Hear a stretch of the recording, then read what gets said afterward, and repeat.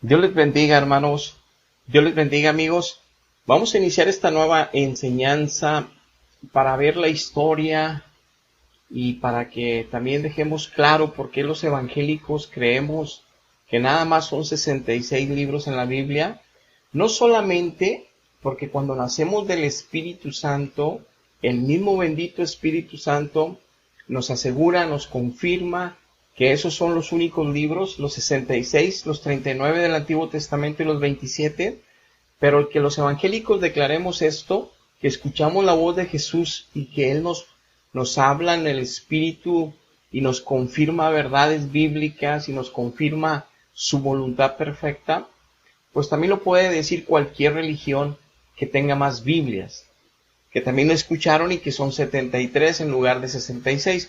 Entonces vamos a revisar la historia. No se trata de debates, sino quiero poner mi posición evangélica de lo que Dios nos ha enseñado y de lo que está escrito en la historia. De unas páginas católicas saqué la historia porque tienen muy buena exégesis de algunas cosas. Tienen obviamente los antecedentes históricos muy bien fundamentados, muy bien investigados y muy bien expuestos, lo histórico. Claro, también los evangélicos, pero me refiero, lo voy a tomar de ellos para ver que nuestra fuente de información es correcta, tanto católicos y tanto evangélicos. Entonces aquí queremos aclarar por qué los deuterocanónicos pareciera que los quitó Lutero. Bueno, en la vida real, como él era católico y se separó de la iglesia, pareciera que los quitó Lutero y se quedó de herencia a todas las doctrinas evangélicas, que también le llaman protestantes, pero somos evangélicos. ¿Por qué? Porque el evangelio es nuestra vida, el evangelio es nuestra verdad, el evangelio sin adulteraciones es la única verdad. Pero no porque nos hayan enseñado así porque nos metimos a una religión, sino porque Dios nos convirtió de la oscuridad de las tinieblas de Satanás a su luz admirable y Él nos revela su propia verdad y Él nos ha dicho. Pero también hay revelaciones de Dios y fundamentos bíblicos para entender por qué son 66. Ok, pero vamos a verlo punto a punto. Entonces, yo quisiera primero dejar de manifiesto, porque dentro de las enseñanzas, de los argumentos que usan algunos teólogos católicos, mencionan que Dios no dio una orden específica a los apóstoles de escribir el Nuevo Testamento. Y eso es muy cierto, o sea, no les dio una instrucción, tú vas a escribir tantas cartas, tú no. Porque es evidente que todas las cosas que provienen de Dios, como lo dice 1 Corintios capítulo 2 el apóstol Pablo, y como lo dicen en el Antiguo Testamento algunos versos, que todas las cosas que provienen de Dios están ocultas, son misterios, y que solamente un ser humano las va a poder entender al entrar al reino de los cielos.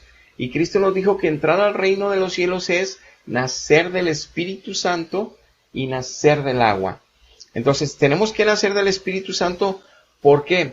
Porque si nada más tomo el agua, entonces a lo mejor no nazco del Espíritu. Es decir, si yo no me confesé, si yo no me arrepentí delante de Dios, porque la justificación es por medio de su sangre, la justificación es por medio de la fe en su sangre, dice el libro de Romanos. La justificación de Dios a un ser humano es por fe. O sea, el que sea justificado en Dios es por fe y luego va a vivir después por fe también. Ese es el verdadero evangelio. O sea, nosotros no somos justificados por sacramentos, no. Somos justificados por fe.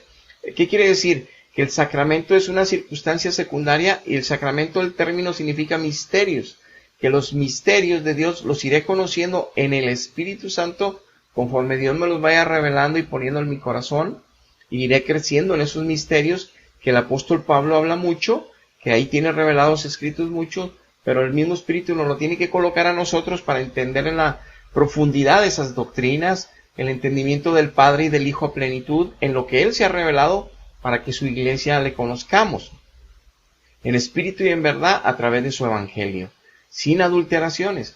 Entonces, hablar de que los sacramentos es lo que me mete al cuerpo de Cristo, o hablar que los sacramentos es lo que me justifica, es un grave problema. Desde ahí es una doctrina que es incorrecta. ¿Por qué? Porque toda la Biblia menciona que es por fe la salvación. ¿Es por gracia? Sí. Pero la gracia de Dios, o sea, el favor de Dios, el carácter de Dios lleno de gracia que nos salva sin merecerlo, ¿eso se refiere? Actúa por medio de fe, que es otro regalo de Dios, como dice Efesios 2:8, Es un don de Dios la fe para creer por gracia. Y es un fruto después de estar en Cristo firmemente, caminando con Él sin reservas.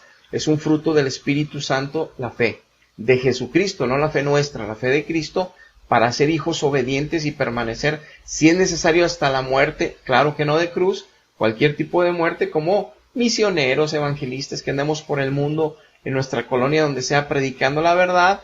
No importa lo que Dios decida que nos acontezca, será para su gloria, su alabanza y para el beneficio de la gente. Así son todos los mártires, han dejado beneficio a la gente y han glorificado a Dios con sus muertes, sus apóstoles empezando. Entonces, nos es claro que Dios, aunque no les dijo a ellos que escribieran, sí sabemos que el principio de Dios, el corazón de Dios y la voluntad de Dios está escrita, porque Él lo dijo así. En Deuteronomio 29:29 le dictó a Moisés que escribiera y le dijo: dile al pueblo que las cosas que yo les he revelado y les estaré revelando son nada más esos misterios que van a conocer, para que por esos misterios o esas verdades vivan, me obedezcan en eso. Los otros misterios celestiales y más, no esté escrito, que no se metan en fábulas, que no se metan en historias, que no inventen por más que quieran. Nada más lo que está escrito, ni van a añadir nada, ni van a quitar nada. Entonces nosotros vemos, te voy a leer algunos textos rápido. Éxodo 34:27, Moisés y las tablas de la ley. Y Jehová dijo a Moisés: escribe tú estas palabras, porque conforme a estas palabras he hecho pacto contigo y con Israel. Éxodo 17:14, y Jehová dijo: escribe esto para memoria en un libro, y dile a Josué que raeré de todo la memoria de Amalek de debajo del cielo, porque Amalek, por medio de retaguardia, matando ancianos y niños, destruyó o mató a pueblo de Israel que iban en el desierto de una forma cobarde, y Dios destruyó a Amalek, pero le dijo: escríbelo en un libro para que quede de antecedente en la humanidad. Y así a Jeremías le dijo, así habló Jehová en Jeremías 32, Jehová el Dios de Israel le habló y diciendo: escribe en un libro todas las palabras que te he hablado. Isaías 8:1, sea Jehová vuestro temor, empieza el título. Me dijo Jehová: toma una tabla grande, escribe en ella con caracteres legibles tocante a Maher, Salai, Hasbaz. Ezequiel 24:2, hijo de hombre, escribe la fecha de este día que Babilonia puso sitio en Jerusalén. Habacuc, Jehová me respondió y dijo: escribe la visión. Apocalipsis 1:11, ya en el Nuevo Testamento, al apóstol Juan: yo soy el alfa y el omega, el primero y el último. Escribe en un libro lo que ves y envíalo a las 7 iglesias de Asia, a Éfeso, Esmirna, Pérgamo, Tiatira, Sardis, Filadelfia y Laodicea. En el mismo libro de Apocalipsis escribe las cosas que has visto y las que son y las que han de ser después de estas. Jesucristo ya en su divinidad, en su poderío en el cielo, en visión le dice al apóstol Juan: escribe todo lo que te mostré de Apocalipsis, y lo que te mostré en Apocalipsis 2 y 3 que dejó ahí Juan, referente a las 7 iglesias mías, que están bien perdidas, que están contaminadas por Satanás, diles esto para que escapen del error, envíales esta amonestación. Entonces, ¿qué es lo que podemos resumir de aquí? Si a alguien le interesó que la revelación divina no quedara solamente por tradición oral, fue a Dios. Si a alguien estamos conscientes que por medio de tradición oral, es decir, por predicación verbal, se hablaba siempre en las congregaciones judías en el Sabbat. Obviamente cuando ya esté escrito, habrían los pergaminos de los profetas, los pergaminos de la ley, los pergaminos de los salmos. Nuestro Señor Jesucristo hoy viene en Lucas, como Él abrió el pergamino de Isaías y habló que el Espíritu de Jehová está sobre de mí, lo que Isaías escribió en el capítulo 61, empezando con el verso 1. Y Cristo dijo: esta palabra se cumple hoy aquí en Capernaum, cuando empieza su ministerio, a empezar a hacer milagros y maravillas, y por haber dicho eso lo andaban tirando al precipicio y lo querían apedrear. A lo que voy es que, aunque se predicaba oralmente, todos los judíos del Antiguo Testamento, Dios dijo: escribe, escribe, escribe, escribe. No se les antojó escribirlo porque se les antojó, fue una demanda de Dios. Entonces entendemos, cualquiera que diga que está en Dios o que proviene de Dios, que ya lo conoce en espíritu y en verdad, entendemos que a Dios le gusta que queden sus leyes, su voluntad, sus principios morales de vida, de santidad y de justicia conforme Él nos diseñó y como nos diseñó, y en Cristo nos está purificando a través de esos principios morales de su palabra, sin adulteraciones, la de los profetas y la de los apóstoles. Entonces, al que le interesaba mucho era Él. Ahora, ¿por qué es esto? La historia nos da la respuesta del por qué.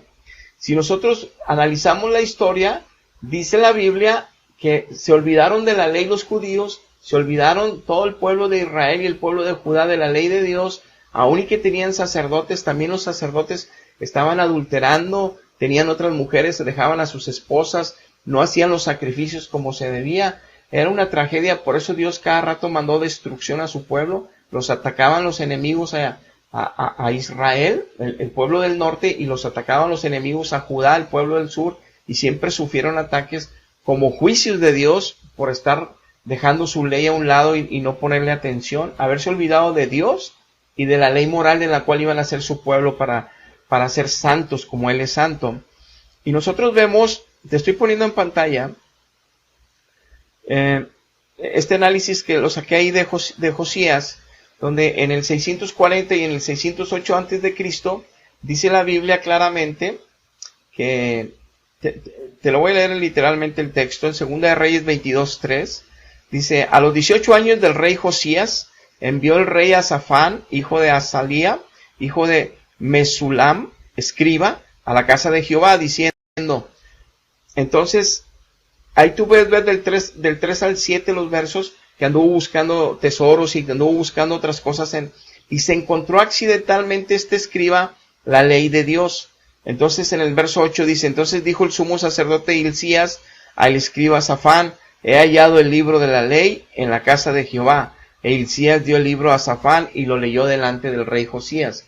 Y Dios hace a través del rey Josías el que se restauren todos los ritos ceremoniales que se daban para Dios, los holocaustos, las ofrendas, y Él hace las expiaciones, todos los ritos que había establecido con Moisés ceremoniales en figura de Cristo, los restablece Dios con Él, gracias a que tenían escrito el Torá, la ley, gracias a que tenían escrito.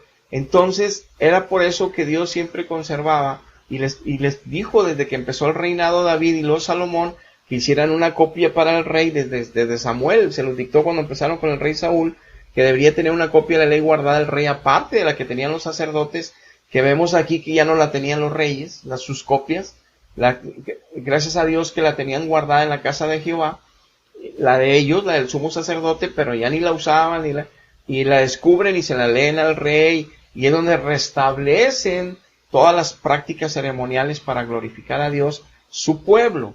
Eso nos da testimonio de cómo, si no están escritas las cosas que Dios estableció del inicio, se pierden, se destruyen, y el hombre se olvida de ellas. Si es tradición oral, peor tantito. Le pasó a Israel, que aunque tenían su tradición oral, que aunque se lo pasaban de generación a generación, porque no había imprentas, ni copiadoras, ni librerías, se olvidaron. Entonces tiene que haber un escrito establecido por Dios, que Dios siempre lo va a sacar a la luz en el tiempo que Él determine, para traer la verdad absoluta de Él, su voluntad perfecta. Tanto esto es verdad, que Jesucristo mismo dijo con su propia boca, y está registrado en los evangelios, que Él no vino a juzgar al mundo, que Él vino a salvar al mundo, y que todos los que no escuchen el llamado, no quieran atenderlo de dentro o de fuera de su iglesia, los iba a condenar. No Él, dice, las palabras que yo les he hablado son las que les van a condenar aquel día.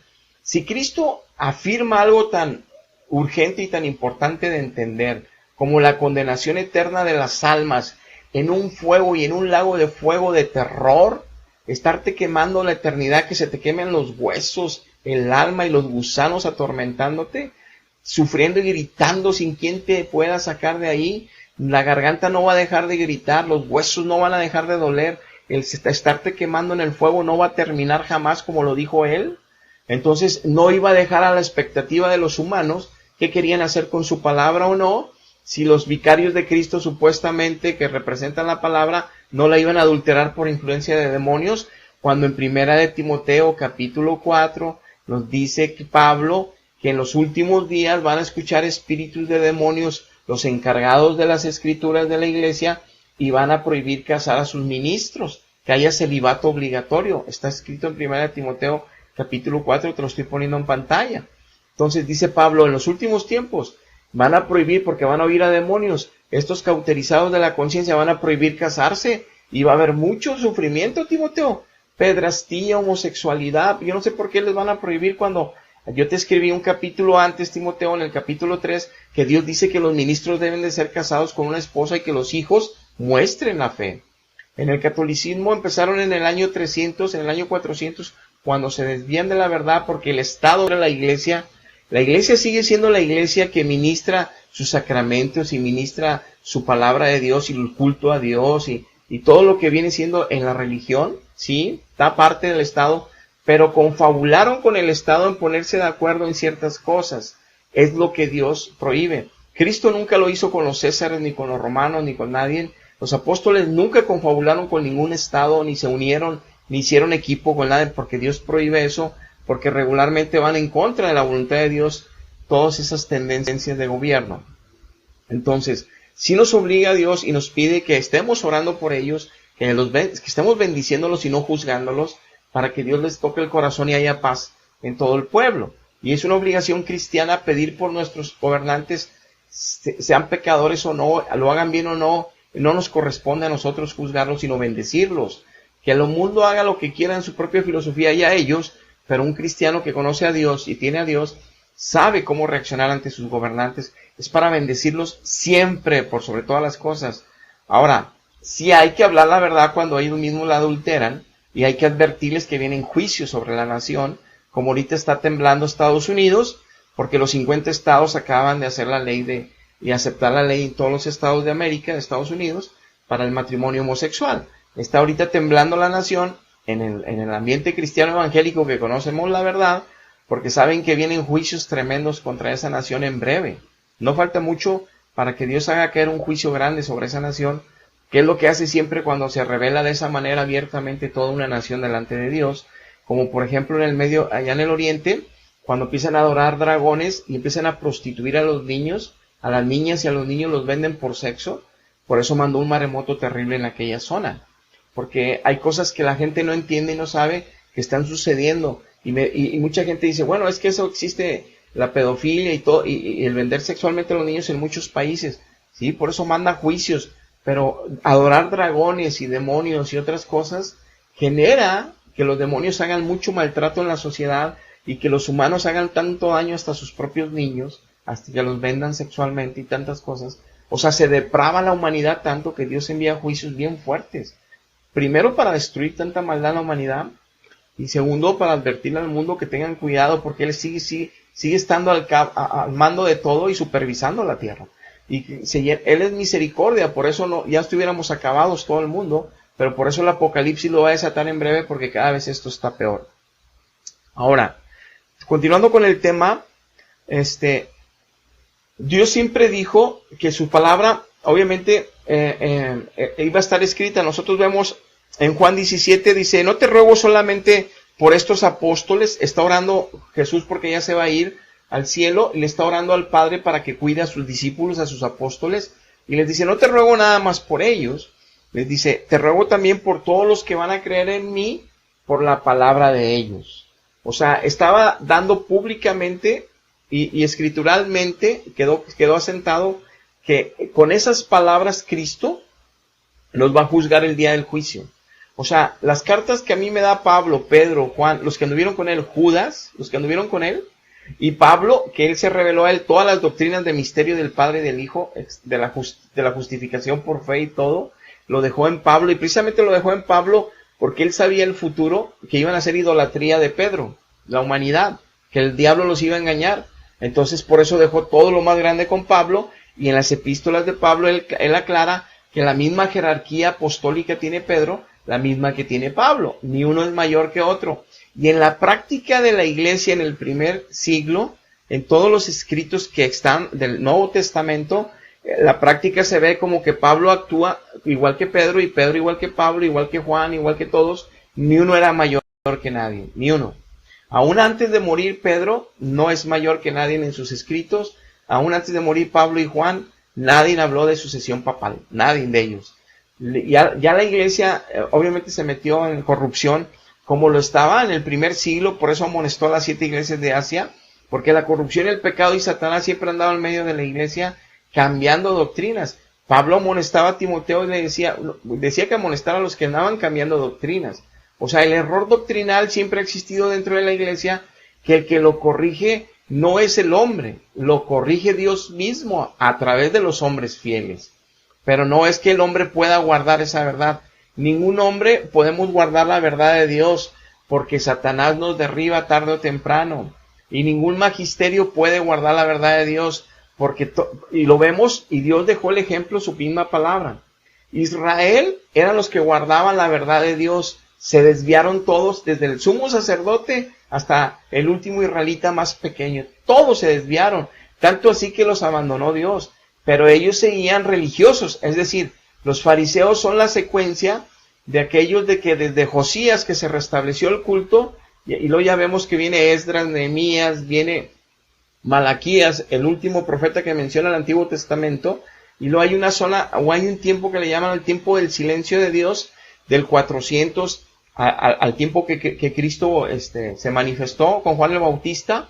Es el periodo del silencio de Dios. Ahí no hay escritos, no hay profetas. De hecho, el pueblo bien perdido. Por eso lo dominaba Roma. Por eso estaba subyugado el pueblo de Israel por consecuencia de su pecado. Y nosotros vemos que Jesucristo vino a regañar a los fariseos, que decían que ellos eran los principales representantes de Dios, que ellos tenían el Torá, que ellos tenían los 39 libros del Antiguo Testamento, porque eran los libros de los judíos palestinos, porque los que estaban viviendo en Jerusalén eran judíos palestinos en esa tendencia, y los judíos de Alejandría estaban en Egipto, en la repatriación, que se fueron muchos, que ahorita veremos esas cosas en la historia. Entonces esos judíos de Alejandría que son los que hicieron la Septuaginta, 2 siglos antes de la llegada de Cristo, que es donde incluyeron el canon griego, los 7 libros deuterocanónicos, que son los que no aceptaron los judíos de Jerusalén, de todo Palestina, porque ellos aceptaron lo que desde Josías venía, que eran nada más los 39 libros, porque estaban en hebreo y estaban en arameo. Todo esto lo puedes encontrar en la historia. Entonces, los otros 7 libros deuterocanónicos, que significa segundo canon, eran griegos y los quitaron, no los aceptaron los judíos que salieron en el año 70 de Jerusalén, después que el gobernador Tito o el general Tito romano destruye Jerusalén, destruye el templo de Herodes, salen huyendo de ahí muchos judíos. Ellos, cerca de Tel Aviv, en la orilla del Mediterráneo, es donde está Yamnia, esa ciudad Yamnia, ahí ponen la escuela de Yamnia, rabinos judíos que venían con esa enseñanza de esos libros que vienen siendo el canon palestino, de nada más los 39, y quitaron. Obviamente no estaban de acuerdo con los cristianos, los judíos, y los cristianos que en ese tiempo estaba creciendo la iglesia, estaban adoptando el canon alejandrino de la Septuaginta. Es decir, estaban agregando a esos 7 deuterocanónicos. Entonces te podrás preguntar, ¿por qué Dios permitió? Porque si tú lees la historia de los padres de la iglesia, de los primero, segundo y tercer siglo, que son de la verdadera iglesia, ya en el 4º siglo se desviaron de la verdad, lamentablemente, y la iglesia católica, la raíz, sí es el primer siglo. El problema es que en el 4º siglo ya se extravió al hacer comunión con el Estado. Por eso Dios le dice en Apocalipsis 17 que se prostituyó con los reyes, porque con muchos reyes, emperadores, en varios siglos, varios papas, no todos, varios papas hicieron comunión. No que los papas anduvieran matando gente, o que anduvieran ellos matando, no. Ellos estaban en el papado, pero estaban de acuerdo con emperadores para destruir todos los herejes, matar a los herejes, para matar a todo aquel que no declarara su fe cristiana, que en ese tiempo ya es católica, ya no es cristiana evangélica. El evangelio se perdió otra vez ahí, se perdieron las doctrinas sanas, aunque está mezclado de verdades y mentiras, se perdió la sana doctrina por el pecado que cometieron. Obviamente esa institución, que la hicieron institución con Constantino al poner un líder principal de todos. Y entonces, por eso había problemas también con el obispo de Alejandría. Algunos obispos no estaban de acuerdo que hubiera un obispo principal, o que después le dijeron papa.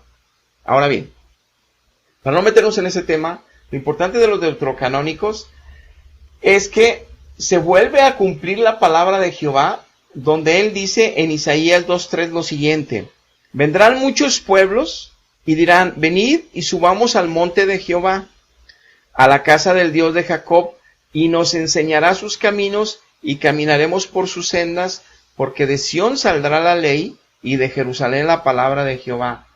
Estos tipos de textos, cuando no estamos en el Espíritu, no los podemos entender espiritualmente, ni le damos, para nuestro bien, la autoridad que tiene este texto poderoso espiritual, para que nadie nos engañe en esta tierra. ¿Qué quiero decir? En este tiempo va a haber hasta falsos cristos que van a hacer milagros. Va a haber falsas doctrinas cristianas que va a haber milagros en medio de ellas, maravillas. Y la gente va a ser engañada hasta los escogidos. Entonces, por eso Dios nos pone su palabra en el Espíritu para que nadie nos engañe. Entonces, con cualquier doctrina falsa son engañados muchos, porque no conocen a Dios en el Espíritu. Por eso Dios no coloca primero la verdad y luego su Espíritu, como muchos le hacen, que te enseñan doctrina y luego te dicen que te conviertes o te bautices. No. Primero tienes que nacer del Espíritu, aceptando que eres pecador. Por eso se debe predicar el Evangelio sano, que es el llamamiento al reino de los cielos, que se ha acercado a ellos, que se arrepientan, para que Dios entonces los perdone y haya una justificación por fe al creer que Cristo los puede perdonar, que Cristo los puede salvar en su sacrificio en la cruz. Entonces tiene que haber una declaración del Evangelio, de la obra de Cristo, para que haya un arrepentimiento en la persona y luego haya una fe en Él, la fe en Él, en Cristo, para que haya la redención, justificación de Dios por fe. O sea, si no creen, no hay milagro. Si lo metes al agua, no hay milagro. Porque si te dice yo creo, y lo metes al agua, no hay milagro. El milagro sucede si da fruto de que sucedió un milagro de conversión de vida. Pues, Dios entra, es un poder grande, es un amor tan grande, es una paz tan grande, es una santidad tan grande. El perfume de la santidad de Jesucristo, cuando te abraza, cuando te metes en oración y te metes hasta el templo de Jehová, allá en el lugar santísimo, cuando el Espíritu Santo te lleva hasta ese lugar glorioso, y estás en el Espíritu clamando, adorando, bendiciendo, el cántico nuevo brota de tu espíritu, te dejas ir por el Espíritu Santo y llegas hasta Jehová, y llegas a ese lugar santo confiadamente que estás en Cristo, sin temor, con una pasión, amor, devoción, con llanto, con cántico. Es incomparable, inigualable. Es otro, obviamente es el cielo. Pero bueno, para no desviarme, lo que pasa es que recordar esos momentos que vivimos todos los días sus hijos es extraordinario. Dice, ¿qué nos dice este verso de Isaías 2:3? Este mismo verso lo puedes encontrar en el libro de Miqueas. Profeta que Dios usa para el tiempo del fin, que en los últimos tiempos se derramará el Espíritu de Dios. Entonces muchos les van a conocer, los jóvenes, los niños van a profetizar, los ancianos y todo. Eso está por punto de acontecer ya, estamos a segundos de eso. Pero Isaías 2:3 no está hablando del Antiguo Testamento, está hablando que si tú ves el contexto de Joel de esta misma palabra, dice que las naciones ya nunca van a haber guerras, que van a dejar los asadones, o sea, que en lugar de armas van a ser asadones para tratar el campo, o sea, va a ser pura bendición, va a haber unidad en la humanidad, porque está hablando del milenio de Cristo. Tú léelo en Joel y ves que está hablando del milenio de Cristo. Es cuando viene Cristo y hay la paz en toda la tierra 1000 años, el milenio del Señor. Entonces ahí ves cómo está hablando esta misma palabra Joel, y en el contexto de Isaías, está diciendo que en los postreros tiempos, dice que van a ir todas las naciones. Dime si ahorita ha acontecido eso. ¿Tú has visto que todas las naciones vayan a Jerusalén a aprender la palabra de Dios? No, no es así. ¿Por qué? Porque todavía no se cumple esta palabra. Entonces, pero también se está cumpliendo lo que el reino de los cielos está siendo anunciado. ¿A qué quiero llegar con esta aclaración? Que esta palabra es profética, es un profeta, es el mesiánico. ¿Qué está diciendo?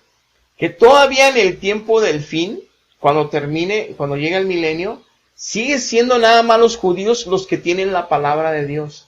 Sigue siendo nada más los que Dios escogió, hebreos y judíos, los que tienen la palabra de Dios. O sea, no ningún romano, ningún alemán, ningún suizo, ningún mexicano, ningún argentino, nadie tiene la palabra de Dios. La está guardando con su pueblo. Por eso la palabra estaba dentro del arca de la alianza, y el arca de la alianza dice en Apocalipsis que la tiene guardada en el cielo para testimonio. Por eso no la encuentra nadie, y él se la llevó al cielo. Porque él hizo el pacto, es de él, es propiedad de él. Le falló su pueblo, se la llevó y trajo su nuevo pacto a su Hijo. Y Él está en los corazones, está en la tierra el pacto. Pero los hijos de que lo siguen en espíritu y en verdad. Ahora, ¿qué sucede aquí en Isaías? Dice Dios que todavía, hasta en el milenio, de Jerusalén se estará hablando la palabra que nada más con los judíos nos dejó durante 1500 años. Estoy poniendo en pantalla la lista de todos los autores de la Biblia, de los 66 libros, en estos 1500 años. Estamos hablando desde Moisés 1400 años antes de Cristo, y luego Josué 1350, y ahí sigues bajando, David 1000 años antes de Cristo, 950 antes de Cristo Salomón, y ahí nos vamos, Isaías 700 años antes de Cristo, y hasta Malaquías 400 años antes de Cristo, en el Antiguo Pacto, en los 39 libros. Y luego vemos el Nuevo Testamento desde el 55 después de Cristo hasta el 90 después de Cristo, que fue el apóstol Juan el último. Y nada es coincidencia. Dios dejó a Juan porque era el discípulo amado, iba a dejar esta palabra, dejó Apocalipsis, y en él dejó que no se iba a agregar nada porque había plagas el que agregara algo en el libro de Apocalipsis. O sea, dejó escrito su verdad. Por eso nos va a juzgar con toda la justicia de él, que él es justo, porque él dejó escrita su verdad. No había necesidad que en los siglos siguientes las interpretaran los primeros padres de la iglesia y agregaran cositas para entenderla mejor, que agregaran doctrina aleatoria a lo revelado para entenderla mejor. Por ejemplo, con esto no estoy diciendo que no pueda haber libros cristianos que profundicen una doctrina bíblica y que ayuden a los creyentes inconstantes e indoctos a crecer más, a entender más fácilmente la doctrina sana. Porque hay quienes no leen y no oran, entonces no entienden ni siquiera lo que leen en la Biblia. Lamentablemente, porque el Espíritu no se los puede poner ahí porque no tienen una comunión correcta con Dios. Entonces sí hay libros que profundizan doctrinas, pero no confundamos cuando la doctrina no tiene nada que ver con la verdad bíblica. Y para saber cómo es la verdad bíblica, solo el Espíritu Santo te lo puede confirmar en ti. Es algo que la religión más grande no lo entiende. Ellos cuadraron todo, ellos son los que tienen la revelación y la guardan, pero precisamente es lo que decían los fariseos, que ellos tenían la revelación del Torá, ellos tenían la ley del Torá, ellos pusieron sus propios dogmas, ellos pusieron sus propios sacramentos, ellos pusieron sus propias leyes alrededor del Torá. Y les dijo Cristo, ustedes por sus tradiciones adulteraron la palabra de Dios. Y no se refería a Cristo a que lavar los carros, lavarse las manos solamente, porque les da que el mandamiento de que si hacen algo por sus padres, ya estaban cumpliendo con Dios. Y honrar a su padre y a su madre era mucho más allá que el que solamente te hicieras cargo de alguna área y que fuera como carga, ¿verdad? Y no fuera como por amor y bendición hacerlo. O sea, tenían conceptos equivocados de cómo cumplir la ley en el decálogo, porque se habían extraviado en su corazón, por muchos problemas morales de liderazgo, porque querían vanidosos que les besaran las manos, querían que les aplaudieran, que en las plazas los dejaran pasar porque eran los sacerdotes, ¿verdad? Porque eran los obispos y eran los cardenales, entonces que todos les besaran la mano. Entonces se llenaron de soberbia y de vanidad, Dios no estaba con ellos, y fueron cambiando doctrinas a tradiciones orales, conforme la palabra, que nada tenían que ver con la palabra. Entonces, si ellos que guardaban el fundamento de Dios, que sí son judíos de verdad, que no son de otras naciones, ¿cómo creemos que de otras naciones no se podían perder igual cuando hicieron conludio en siglos y en toda la Edad Media hay mucha matanza en contra del cristianismo? Hay muchas muertes que lo atribuyen al cristianismo en el Medio Oriente como en toda Europa, porque los papas hicieron aunque ellos no traían la espada en la mano, estaban de acuerdo con los que sí las traían. Y ellos mandaban, y tú lo puedes leer en la historia, y los católicos saben que hablo la verdad. Ahora, a lo que quiero llegar no es a criticar ni juzgar eso. Eso ellos tienen bien cuadrado su entendimiento y su teología, y nadie lo saca. Los apologetas siempre van a tener defensa. La cuestión es ver lo que Dios nos está diciendo aquí. Entonces, si Dios va a enseñar su palabra con sus judíos en Jerusalén, si de ahí solo sale la palabra, como salió de los apóstoles y salió de los profetas, entonces es claro que cuando Dios, uno de sus mismos, como en Juan 17 nos dice el Señor, déjame te lo leo literalmente, dice, mas no te ruego solamente por esto, sino también por los que han de creer en mí por la palabra de ellos. En Juan 12:47, el que oye mis palabras y no las guarda, yo no le juzgo, le juzgará mis palabras, ya se los comenté. Y más dice Juan 4:23, La hora viene y la hora es que cuando los verdaderos adoradores adorarán al Padre en espíritu y en verdad, porque también el Padre tales adoradores busca que le adoren. Dios vino a traernos la salvación para llevarnos a la verdad, que es Él, que es su Hijo, que es el Verbo encarnado. Y algo que le dice a la samaritana, que sí era del pueblo de Dios, que era del pueblo de Israel, que era herencia de Jacob. Le dice, aquí te adoramos en el monte a Jehová. Dice, ustedes lo adoran en el templo de allá en Jerusalén. Y le dice Cristo, ni aquí ni allá. Porque desde que yo vengo a hacer esta obra, voy a meter a mi espíritu en mis hijos. Ya no van a estar solos. El que sea mío va a tener mi espíritu. ¿Y qué va a hacer, Señor Jesucristo? ¿Qué va a hacer ese espíritu en tus hijos? Mi espíritu los va a llevar a toda la verdad, es el espíritu de la verdad, ya te lo dice en otro texto, es el espíritu de la verdad. Pero ¿qué va a producir ese espíritu de la verdad? No van a ser engañados, lo dice 1 Juan 2, 20, 27 y 1 Corintios 2, no van a ser engañados. Y lo dice Hebreos, desde menor al mayor van a conocer al Padre, no tienes que decirle, míralo ese, ahí está acá en esta religión, no, van a conocer al Padre, no tienen que decirles que están en la verdad, no tienen que asegurarles las historias que están en la verdad. La historia de la iglesia no les tiene que confirmar si están en la verdad. Los que le confirman la verdad soy yo, en ellos. Si haya historia, no haya historia, se hayan corrompido en la historia, se hayan desviado en la historia, la verdad soy yo. Entonces mi espíritu se los va a confirmar. Bueno, ¿y cuál es el fruto, Padre? ¿Cuál es el fruto, Jesucristo, Señor mío? ¿Cuál es el fruto para saber si estoy en la verdad? Lo que Dios está buscando en toda la tierra. ¿Pero qué está buscando Dios? Que seamos muy santos, en parte. Pero entonces, ¿qué está buscando Dios? Que seamos salvos, claro. Pero ¿qué está buscando Dios más? Que lo adoren en espíritu y en verdad. Entonces ya no le puedo pedir a la reina de los cielos que Jeremías nos amonestaba en el Antiguo Testamento que había una reina. No, ya no le pueden pedir. Es nada más a Él, en espíritu. A eso vine, a traer la verdad. El que sea de la verdad, nada más adora al Padre en espíritu y en verdad. Cualquiera que se acerque a un ser muerto, cualquiera que se acerque a un ángel, cualquiera que se acerque a cualquier aparecido a pedirle, no conoce a mi Padre en espíritu y en verdad. El espíritu de la verdad no está en él. Por más que se defiendan con apología, por más que se defiendan con teología, con historia de la iglesia, así se defendían los fariseos, que ellos eran los hijos de Abraham, que ellos tenían el Torá en la mano, que ellos eran los representantes de Dios, pero se desviaron en el tiempo. Así le va a pasar a la iglesia. Pero es que tu iglesia dijiste que no iba a prevalecer el infierno contra ella. Por eso levanté a Lutero, para restituir todo lo que se habían desviado. Bueno, ¿y por qué dejaste tanto vacío tantos siglos, Señor?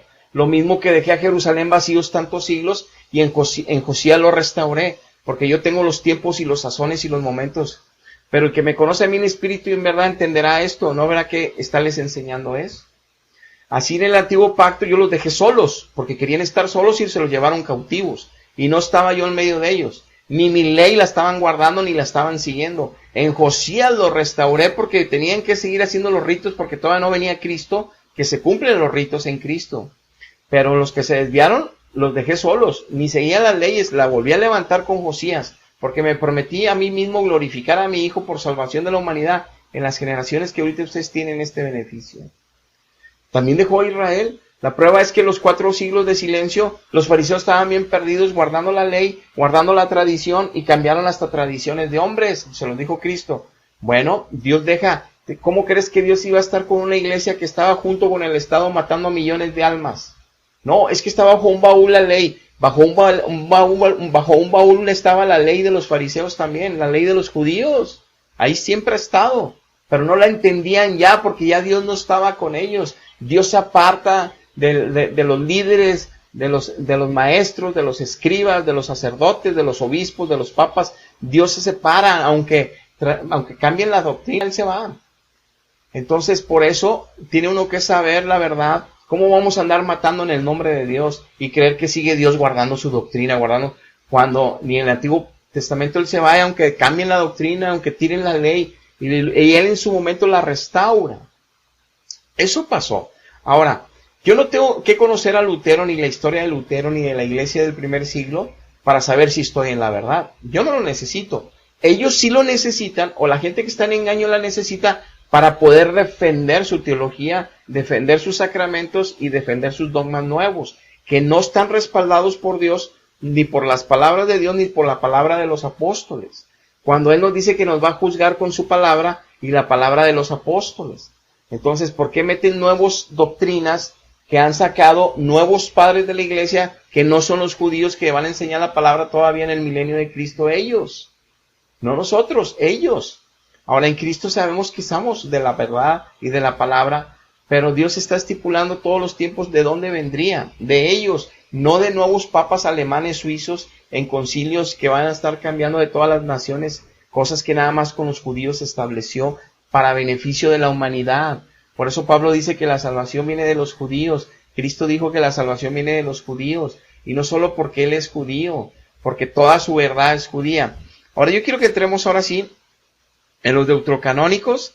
Aquí te estoy poniendo el mapa de el canon alejandrino. Aquí tú ves arriba de Egipto, Alejandría. Aquí había 100,000 judíos habitando y ellos tenían el canon de Alejandría, que es donde nace en el siglo II antes de Cristo la Septuaginta, que es esa Biblia de 46 libros del Antiguo Testamento, de la que se quedó en la Iglesia Católica, que hay 7 apócrifos.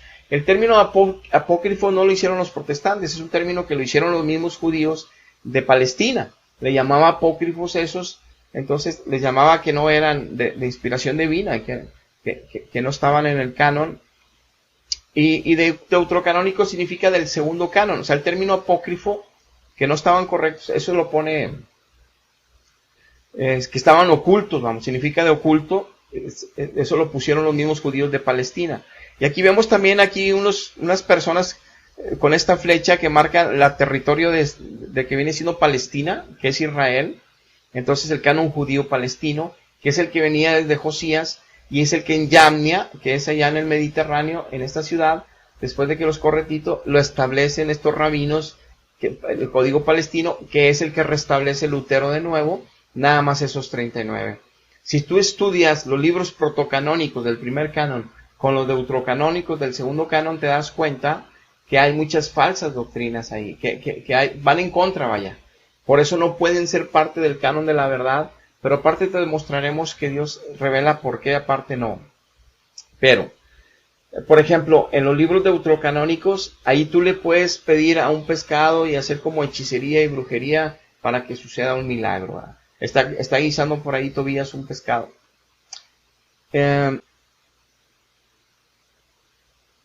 Estoy poniendo en pantalla la historia bíblica de los judíos palestinos y los judíos de Alejandría.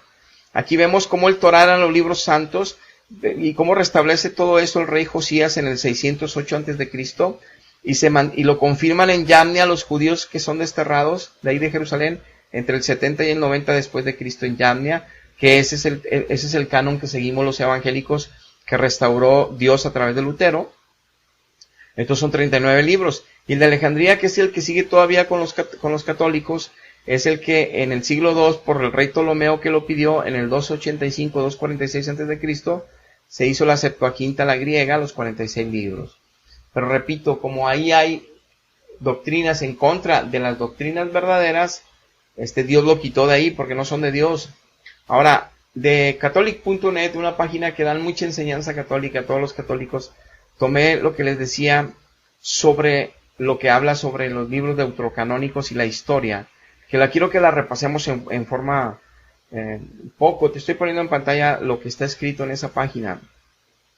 Dice que en el Concilio de Roma, en el 1382, el Papa Dámaso I constituyó el canon bíblico, que es la lista de todo el Nuevo Testamento, los 27 libros, con los de la Septuaginta, o sea, fueron los 73 libros, y ya se confirmó en Cartago, en el tercero de Cartago en el 397 y en el cuarto en el 419, y en cual ya el padre de la iglesia San Agustín participó y estuvo de acuerdo con estos 73 libros. Es como quedaron. Y luego los judíos aquí hablan un poquito porque lo que te estaba mencionando, que se enojaron, estaban en contra de los cristianos los judíos y quitaron esos 7 porque estaban en griego, no estaban en arameo ni en hebreo, pero entendemos ahora en el Espíritu Santo que había doctrinas en contra de los protocanónicos. Entonces aquí nos habla de Lutero, que él por qué quitó los libros deuterocanónicos, que porque estaban en griego, y obviamente que ahí dicen que porque se le antojó, pero Dios se manifiesta en su poder, y ahorita voy a demostrar por qué sí son 66. Y ya en Qumran dice, en el año 1947 los arqueólogos descubrieron pergaminos escritos antiguos, donde algunos de estos libros deuterocanónicos los encontraron en hebreo para confirmar a los católicos que no nomás eran en griego. O sea, para sustentar que están bien también esos libros por ser católicos. Pero yo quiero que veas esto. El sexto día dice Génesis que Dios creó al hombre. Entonces, nosotros creemos en la numerología bíblica. Nosotros creemos fielmente en los números a través de la Biblia. Creemos muchos textos de la Biblia que hablan en lo que significa el número 40, lo que significa el 3, la plenitud de la Trinidad, lo que significa el número 33, la edad de Cristo, lo que significa el 7, la perfección de Dios. Por eso al séptimo día terminó la creación y descansó. Por eso en 7 días tenían que hacer los ciertos ritos, ¿verdad? Los sacrificios. El séptimo mes era el mes de la expiación, el Yom Kippur, y así la fiesta de los tabernáculos. Todo el 7 años, 7 años por 7, 77 veces 7. La perfección de Dios es el 7. La plenitud de Dios es el 3. La Trinidad, o sea, la divinidad, un solo Dios en las 3 personas.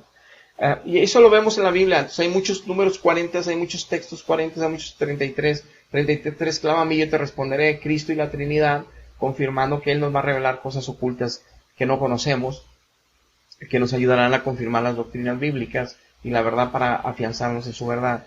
Pero así tú puedes encontrar así, por ejemplo, en Mateo, tú puedes encontrar en Mateo 6:33, el 6 significa el hombre y el 33 Cristo, que dice que busque su reino y su justicia, entonces todo será añadido. Y textos así donde tú puedes encontrar muchos textos que lo que te dice el texto te confirma qué significan los números. No acabaríamos. Hay infinidad de bendiciones ahí. Pero no quiero predicar esto porque van a decir ya se cambió de doctrina, está inventando herejías o nuevas doctrinas. No. La Biblia es la palabra de Dios.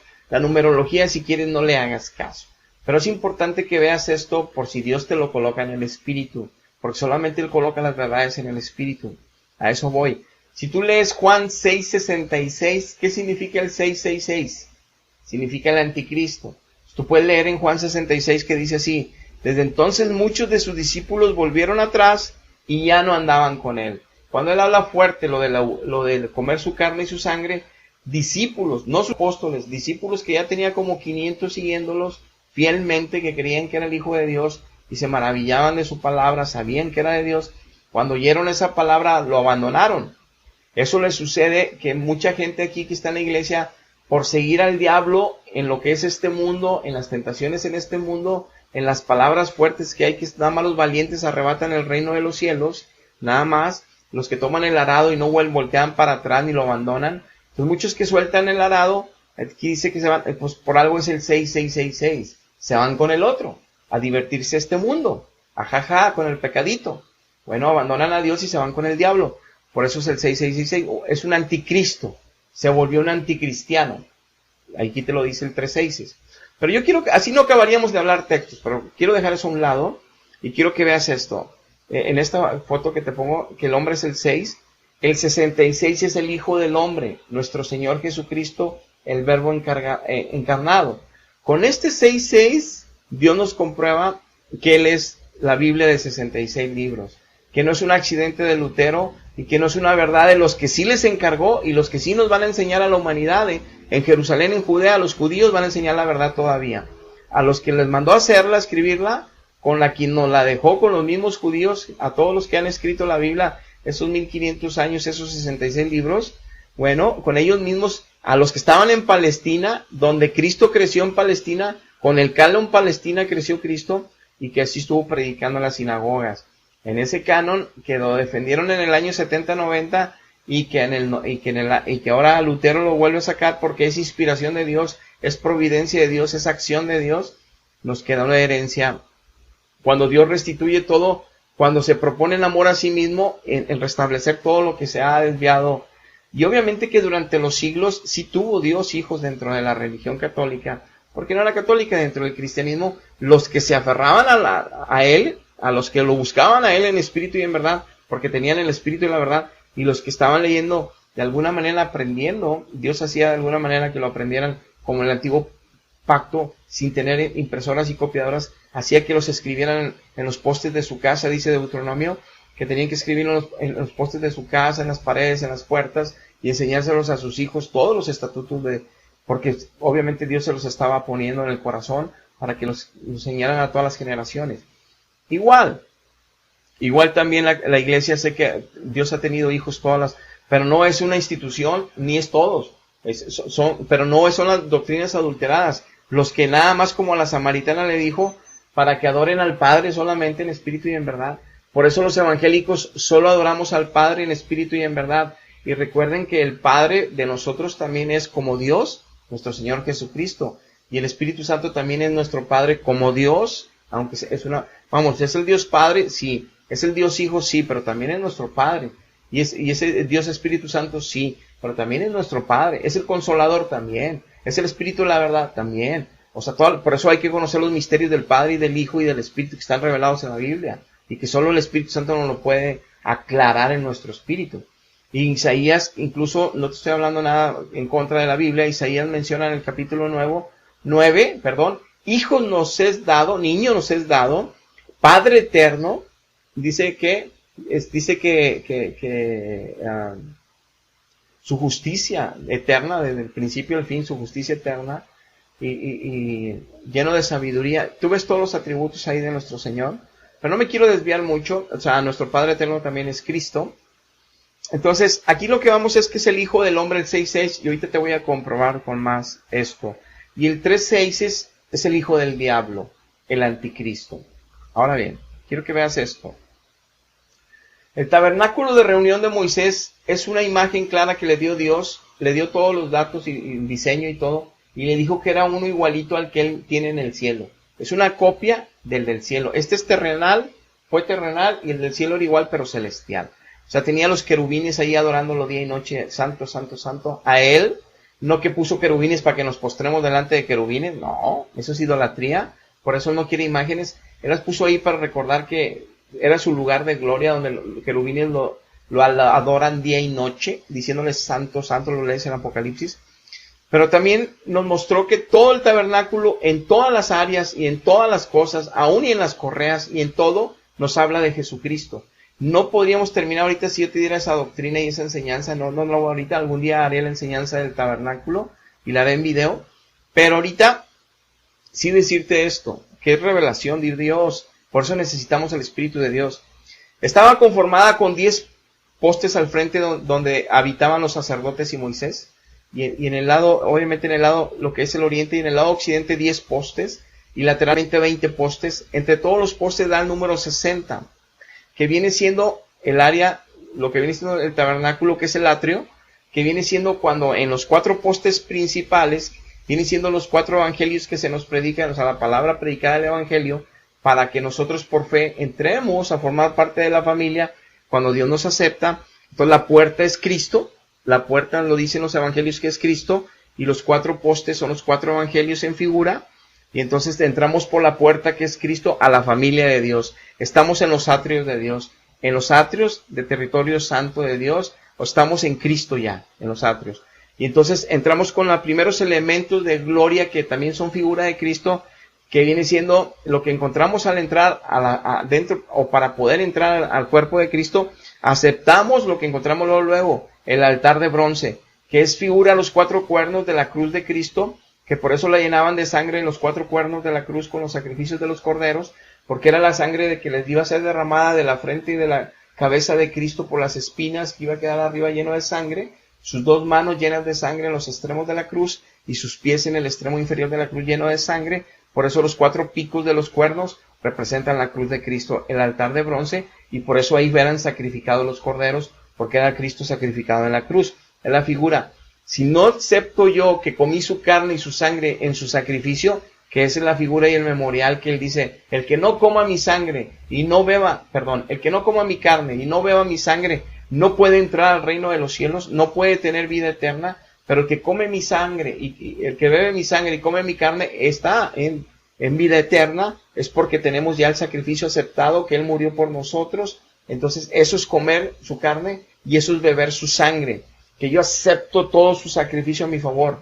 A eso se refiere en Juan 6, obviamente como es palabra espiritual, por eso cuando los discípulos se enojan y le dicen, Señor, es que la palabra es fuerte, mira, ya se fueron muchos los que abandonaron, y ustedes se quieren ir. No, ¿dónde más oímos palabras de vida eterna? Sigue confirmando Pedro que son palabras de vida eterna lo que él ha hablado en ese momento también.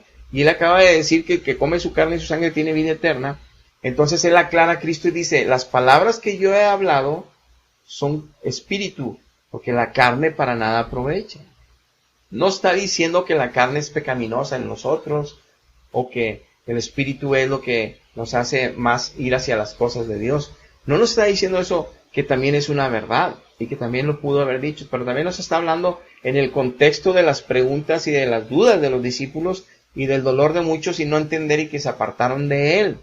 Él nos está diciendo que lo que él habló es algo espiritual, que sus palabras hablan de cosas espirituales, que su evangelio es espiritual, o sea, que no es carnal, o sea, no tienes que estarle mordiendo la carne, tienes que aceptar su sacrificio, pero eso no te voy a convencer yo. Si no tienes al Espíritu de Dios, nadie te puede convencer. Tienes que tener a Dios para que te convenza de esta verdad. Y aquí vemos que en esa cruz después seguía lo que viene siendo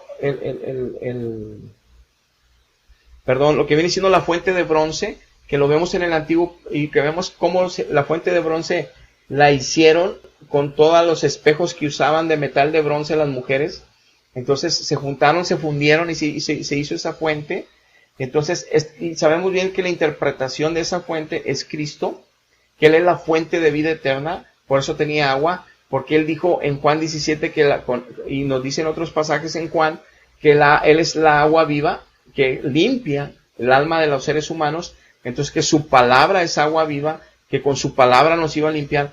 Entonces la fuente es figura de Cristo, donde nosotros podemos reflejar nuestra vida al vernos, nos estamos lavando con el agua. Por eso los sacerdotes y los sumos sacerdotes se lavaban ahí las manos y se lavaban los pies, que es una figura donde tenemos que lavar nuestras obras y tenemos que lavar nuestros caminos si nos desviamos a pecado para entrar al lugar santo. Para entrar los sacerdotes a ministrar lavaban sus manos y sus pies antes de entrar. Para nosotros implica, incluso sus vestiduras, y para nosotros implicaba que nos lavamos con la palabra de Dios, con el pan del cielo todos los días, nos lavamos con su palabra, con la fuente eterna que es Jesucristo mismo. Entonces, por eso era de bronce, que lo usaban como espejo, porque esa palabra que me lava me tiene que ayudar a mí a reflejarme en esa fuente, si estoy pareciéndome más a Cristo o no. Si la palabra es viva y eficaz y me está cambiando mi manera de pensar y de vivir, si estoy siendo santificado o no. Pero bueno, ya daremos otro tiempo el estudio del tabernáculo. Ese es el segundo elemento de la gloria y de la manifestación de Cristo en su tabernáculo. 60 postes y ya van 2 elementos, 62. El tercero viene siendo la mesa de propiciación, entrando ya al lugar santo. Por eso hay 5 columnas ahí. Son los 5 ministerios: apóstoles, profetas, maestros, evangelistas y pastores, que ayudan al Espíritu Santo, que ya está en el lugar santo. Ya está ahí, está el candelero, que viene siendo la figura del Espíritu Santo, y el aceite, la unción del Espíritu Santo, para revelarnos toda la verdad de Dios, para revelarnos al Padre, revelarnos al Hijo, los misterios escondidos. Es el Espíritu Santo, que ya está en el lugar santo. Y los apóstoles, y las columnas para entrar a ese lugar son los 5 ministerios de Cristo. ¿Por qué? Porque Dios les da a ellos ciencia, sabiduría, don de enseñanza, los capacita, les da habilidad para que ellos enseñen las doctrinas originales santas de los apóstoles sin adulteraciones, las de Cristo y de los profetas sin adulteraciones, porque son ellos guiados por el Espíritu, ayudados por el Espíritu, enseñados por el Espíritu, y son columnas que nos ayudan a entrar más fácilmente a una comunión con Dios, porque somos ovejas que ya estamos en Cristo y andamos en los atrios de Dios, pero que nos puede desviar el mundo, que la falta de oración, la falta de ayuno, la falta de lectura nos hace inconstantes, nos hace fluctuantes, nos hace indoctos. Entonces esos siervos nos ayuda a Dios con ellos a afianzarnos en la sana doctrina, a crecer sanamente en Él. Por eso entramos más fácil, entramos a la comunión con Dios, nos estamos acercando al lugar santísimo, pone esos ministerios a nuestra ayuda. Ya en el lugar santo encontramos obviamente el Espíritu Santo en el candelero, que es de oro, es Dios, la mesa de oro, que es Dios, que viene siendo el pan de propiciaciones, que viene siendo la figura de Cristo. Él es el pan del cielo, es el alimento, que ese es también obviamente un tributo que se le daba a Dios, que es un pan de trigo limpio, sin levadura, porque viene siendo sin pecado, los hijos de Dios sin pecado. Jesucristo sin pecado, que ahora es el pan que nosotros nos alimentamos, que es la sana doctrina que Dios pone a través de Él, que Él es el pan del cielo, que todos los días desciende a alimentarnos cuando leemos su palabra o cuando oímos su palabra predicada. El Espíritu nos la acomoda, Él es el pan de vida. Lo vivimos en la práctica todos los días. No nada más es algo que cuando tomas Eucaristía, esas cosas que son, bueno. Y es otro sentido y otra cosa, la Santa Cena bendita. Y el otro elemento importante es el altar de oro, de incienso, que implica en Apocalipsis, dice que son las oraciones de los santos. El incienso son las oraciones de los santos, algo espiritual. Los ángeles le llevan el incenciario a Dios allá en el trono, en su tabernáculo celestial, lo mismo que aquí. Y aquí era natural, era la figura, lo hacía Moisés, Aarón, ponían a quemar y todos los sumos sacerdotes incienso para él en el lugar santísimo, en la misma presencia de Dios ahí, sobre el arca del testimonio, sobre el arca de la alianza, ahí entre los querubines estaba la presencia de Todopoderoso, igual que en el cielo era la figura, pero sí estaba presencialmente, ahí estaba Jehová, y se le daba obviamente incienso, que ahora es figura espiritual en la iglesia, que es el aroma de Jesucristo, dice en 1 Corintios Pablo, que aroma de Cristo son los que se salvan, y que dice el Apocalipsis que son las oraciones de todos los santos sobre la tierra, no los que están en el cielo, es otra historia, sobre la tierra, es el aroma que llegan de todos los santos, incluso puede ser también de los santos, yo no sé, no está escrito, pero debiera de ser y puede ser que sean también de los santos que estén ahí ya esperando el tiempo del fin en el paraíso, porque siguen allá adorando a Dios, siguen allá alabando a Dios, siguen allá orando a Dios, o sea, bendiciendo su nombre, no intercediendo por los seres humanos, porque dice Dios que los que mueren ya no tienen memoria, porque se los llevó a la paz. Dios no quiere gente ahí sufriendo, porque todos sus hijos se quedaron drogadictos o alcohólicos, y varios en la cárcel, así, ¿no? Y uno era de él, o sea, el padre o la madre era de él y se lo llevó al cielo. No los quiere llore y llore todo el día. Los quiere en la paz, en la alegría, en el gozo. El sufrimiento ya se quedó aquí. Entonces es algo que no entiende la humanidad, que no le puede estar pidiendo a los muertos porque ellos no oyen, ellos están en otras cosas allá, esperando el día final. Pero bueno, entonces sigue también el arca de la alianza que representa a Cristo, que es la presencia de Dios en la tierra, que es la presencia de Dios en nosotros, Jesucristo. Entonces el arca de la alianza es la nueva alianza que Dios hizo a través de Cristo con su iglesia. Y el arca de la alianza ahí, si tú ves estos 6 elementos de gloria, no quiero profundizar, ya me llevó mucho tiempo esto, son 66 que comprueban que Él es el Verbo, Él es Jesucristo, 60 postes que viene siendo obviamente su humanidad y la gloria de los 6 elementos que lo identifican a Él, que identifican el Verbo encarnado, el Hijo del Hombre, 66.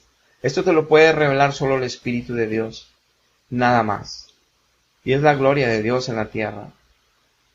Entonces, por eso vemos en el Decálogo, en algo tan sencillo que podemos ver cómo se extraviaron de la verdad a través del tiempo, cómo los fariseos se extraviaron de la verdad siendo los guardadores de la verdad. La Iglesia Católica, siendo los guardadores de la verdad, también se perdieron por confabularse en la Edad Media y antes con reyes, para destruir humanidad. En el nombre de Dios mataron.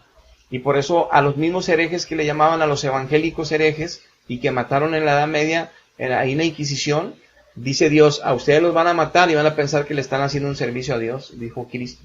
Los van a matar a todos los que sean realmente míos. Por eso la ramera de Babilonia dice que les va a recobrar toda la sangre que mataron a sus verdaderos hijos. Eso lo dice. Y si le dice ramera es una iglesia que está en adulterio espiritual. Es decir, que tiene ídolos en el altar. Por eso le dice ramera, porque es su esposa. Pero está en adulterio. Por eso la va a juzgar. Y la va a tratar bien mal. Vienen los juicios. O sea, Dios no le dice ramera al mundo. Dios no le dice ramera a las naciones. Está diciendo a una iglesia casada con ella, que anda con ídolos en la tierra. Y es tremendo. Por eso vemos, te estoy poniendo en pantalla los 10 mandamientos, como bien claro quedó que el primer mandamiento, Dios es ajeno, el segundo, no te harás imagen, ya lo conocemos. El tercero, el nombre de Jehová no lo tomarás en vano. El cuarto, el reposo será santificado, o sea, el Sabbat. El quinto, honra a tu padre y a tu madre. El sexto, no matarás. El séptimo, no cometerás adulterio. El octavo, no hurtarás. El noveno, no hablarás contra tu prójimo falso testimonio. El 10, no codiciarás ni lo de tu prójimo, ni la mujer de tu prójimo, ni tu siervo, ni su criada, ni su alma. Ok, no cometer envidia, avaricia. Entonces, amarás a...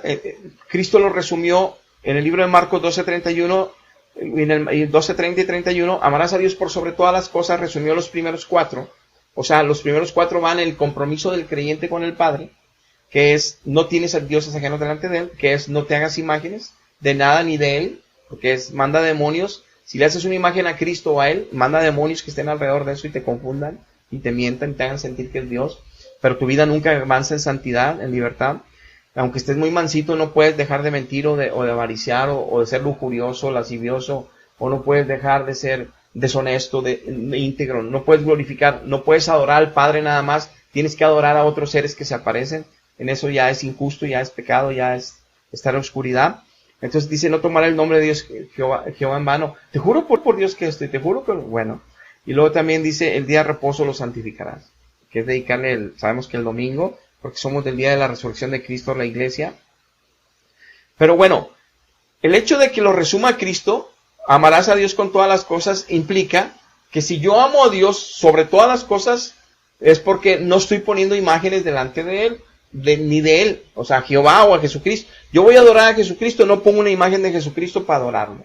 No, porque entonces eso significa que sí lo amo, con todas mis fuerzas y con toda mi alma y mi espíritu, porque estoy obedeciendo su ley moral. No voy a poner una imagen. Ahora, en lo que dice, amarás a tu prójimo como a ti mismo, el segundo grande mandamiento, implica que no voy a honrar a papá y a mamá, son mis prójimos.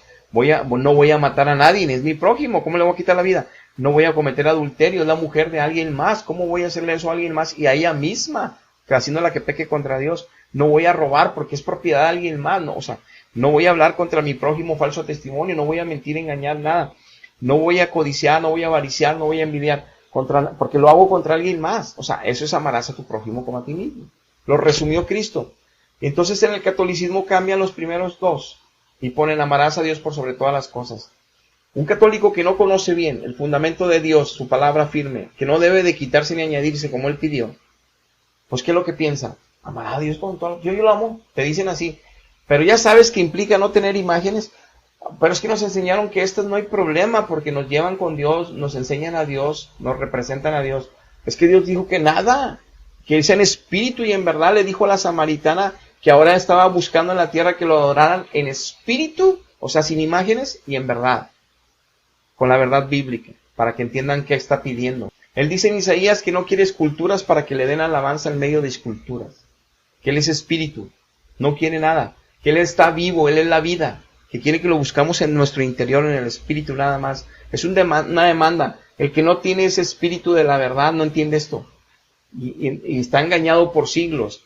Entonces, si engañaron a los fariseos, que eran los hijos de Abraham y tenían el Torah, ¿que no pueden engañar a la iglesia, que tienen también las escrituras, cuando cambiaron dogmas padres de la iglesia, cuando dice que los mismos judíos van a seguir enseñando la misma verdad, porque esa no cambia, permanece para siempre? Pedro dijo que el evangelio que les anunciamos nosotros permanece.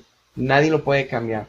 Entonces, si todo el evangelio nos enseña, Pablo, que hay que arrepentirse para recibir a Cristo, que hay que tener fe en su sangre y en su sacrificio para ser justificados, ¿cómo creo que me justifican por meterme al agua en un sacramento de mí? Que no tengo conciencia ni de Dios ni de mi pecado, ni estoy aceptando el sacrificio de Cristo por fe. O sea, no estoy creyendo porque soy un bebé que no tengo, y ya me injertaron en el cuerpo de Cristo. Y así nos vamos, sacramento por sacramento.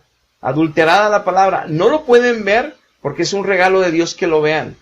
Dice Dios, la gloria de Jesucristo y su evangelio no les resplandece en su corazón porque Satanás los tiene atados con una cobertura de oscuridad en su corazón. No lo van a ver hasta que se den cuenta que no pueden dejar de mentir, hasta que se den cuenta que no pueden dejar de robar, que no pueden dejar de burlarse de sus compañeros de trabajo, sus compañeros de la escuela, que no pueden dejar de faltarle respeto a sus padres, que los padres no pueden dejar de las pachangas y los reventones en lugar de educar en mi doctrina sana a sus hijos, en el temor de Jehová a sus hijos, que no pueden dejar de estar viendo mujeres extrañas, que no les corresponde, las desearon, están adulterando en su corazón, van para el infierno todos. No pueden porque tienen falsos sacramentos, falsas doctrinas. Hasta que se den cuenta que la religión no los salva y sus mentiras, me van a buscar. Entonces yo les voy a quitar a Satanás de encima y van a poder resplandecer mi gloria de mi Hijo en ellos. El que obedezca conocerá si lo que hablamos es verdad o no, dice él. Los fariseos le reclamaban todo a Cristo y Cristo le dice, si tú quieres glorificar a Dios en espíritu y en verdad, sabrás si lo que hablo viene de Dios o viene de mí. Si no, no vas a saber nunca, vas a creer que son protestantes peleando por todas partes. Pero si tú sabes que estás en pecado y no puedes seguir, no te confíes que la religión te dice que hasta un purgatorio te purgan, por eso eres así. No, sin santidad, sin mancha y sin arruga, una iglesia gloriosa, para eso murió en la cruz, nadie verá a Dios. Entonces no te lleves falsas mentiras. Los deuterocanónicos hablan tantas doctrinas equivocadas, alternas, que te quiero leer nada más para que tengas una idea de algunas cosas.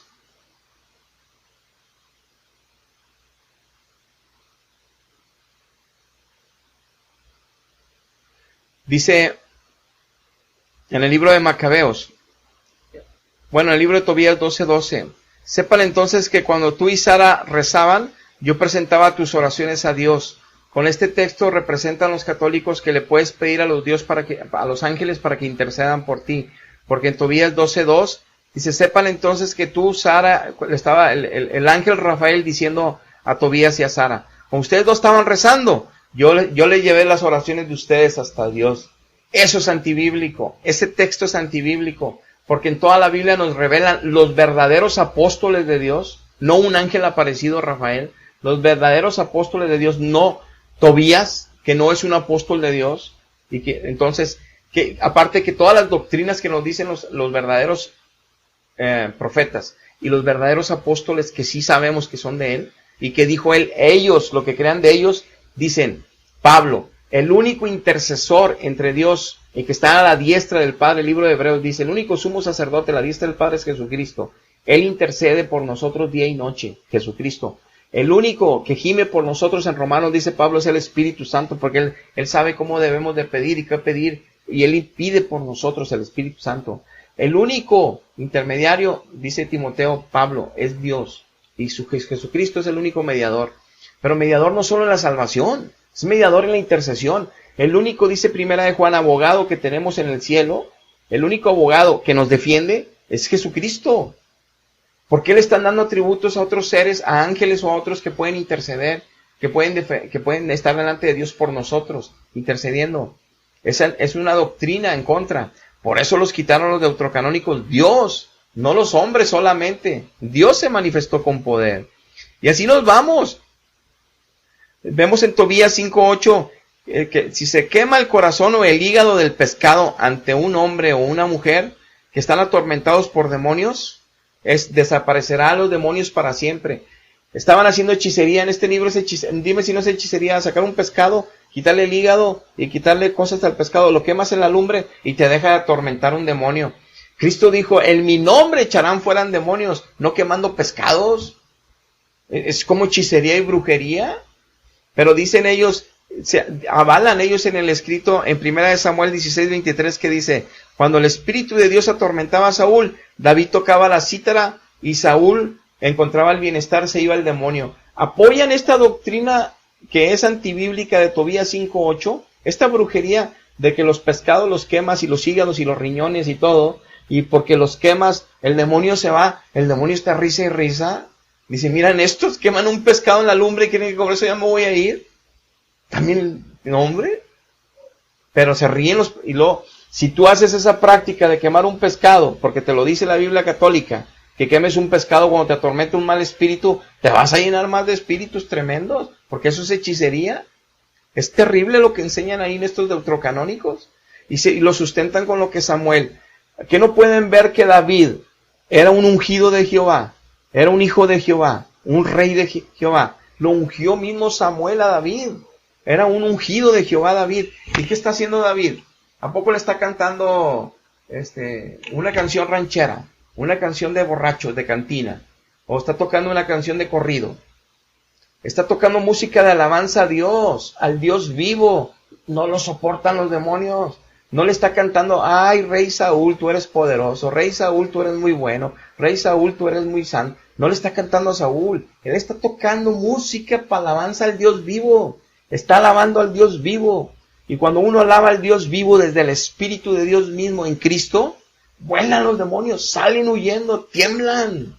No pueden sostenerse en un ser humano. Con la alabanza de Dios, salen huyendo.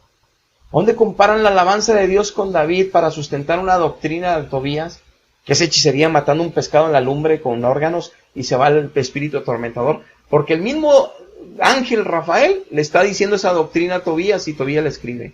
El mismo supuesto ángel Rafael que le acaba de decir, yo llevo las oraciones allá. Todas las doctrinas de engaño están en esos libros. Y así nos vamos con Baruch y nos vamos con nosotros.